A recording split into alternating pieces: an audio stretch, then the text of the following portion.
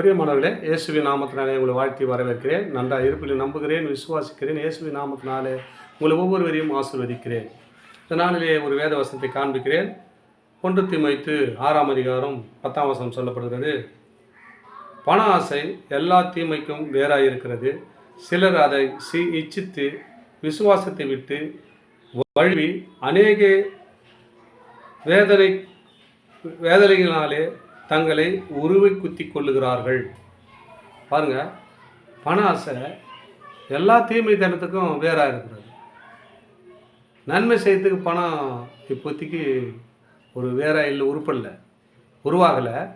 ஆனால் தீமை செய்யறதுக்கு இந்த பணம் எல்லாம் வேறாக இருக்கிறது. பாருங்கள், எத்தனையோ தீமை தனத்துக்கு பணமாக கொடுத்து ஒரு தீமை செய்யறதுக்கு உருவாக்குறாங்க. எங்கள் ஆண்டவர் என்ன சொல்கிறாருன்னா, பண ஆசை எல்லா தீமைக்கும் வேறாக இருக்கிறது. ஒரு தீமை சேர்ந்து இவ்வளோ பணம் வரும்னு சொன்னால் ஒருத்தர் உயிரை கொல்லறது கூட ரெடி.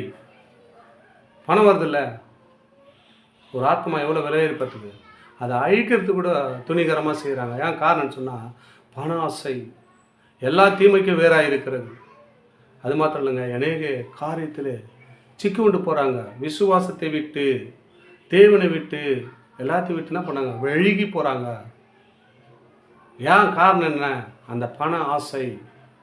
அந்த பண ஆசைனாலே அநேக எல்லா தீமைகளும் வேறாக இருக்கிறது.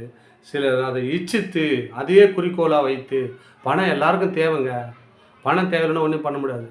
ஆனால் அதே பண ஆசை அதிலே ஊறி போகுது. நம்மளை என்ன பண்ணோம், இச்சைக்குள்ளே கொண்டு போயிடும், பாவம் செய்ய தூண்டி விட்டுடும், நம்ம வழிக்கு விழுதுடுவோம், நேராக போக முடியாது, எந்த காரியத்தும் உருப்பட முடியாது. ஆனால் கொஞ்ச நாளைக்கு பணம் வரும், ஆனால் இருந்த இடம் தெரியாமல் போயிடும்.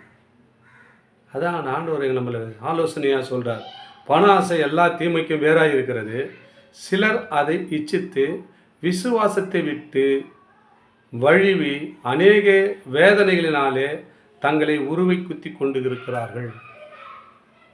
எப்போ கிடைக்கும், என்ன செய்தால் அந்த பணத்தை எடுக்கலாம், எப்படி பணம் நம்ம வீட்டுக்கு பணம் வரும், எந்த காரியத்தை செய்யலாம், யாருக்கு தீமை பண்ணலாம், எந்த காரியம் செய்தால் அந்த பணத்தை நம்ம எடுக்க முடியும் அப்படின்னு பல யோசனைகளே வழுவி விழுகிறார்கள்.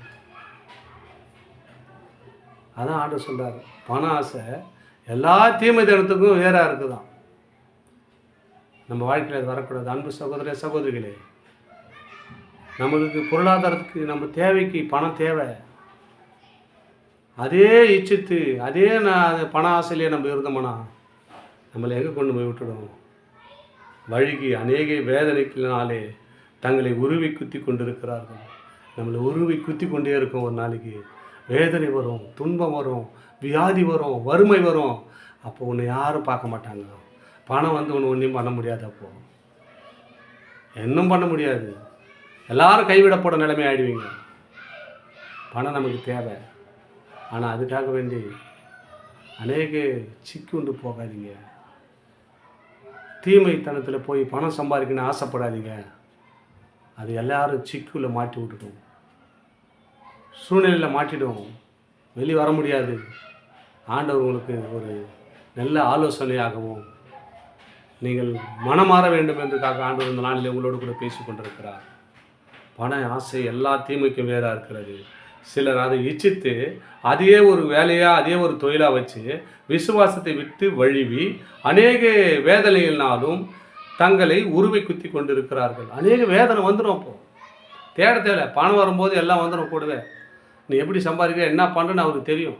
அப்படி வரும்போது கூடவே அனுப்பிச்சிடும் எல்லாமே. நீ போ, அவன் குடும்பத்தில் என்ன பண்ண பண்ணிட்டு லாஸ்ட்டில் இந்த சம்பாதிக்கிற பணம் எல்லாம் ஹாஸ்பிட்டல், மருத்துவமனை, எங்கெங்கே போகணுமோ அங்கெல்லாம் போகும்.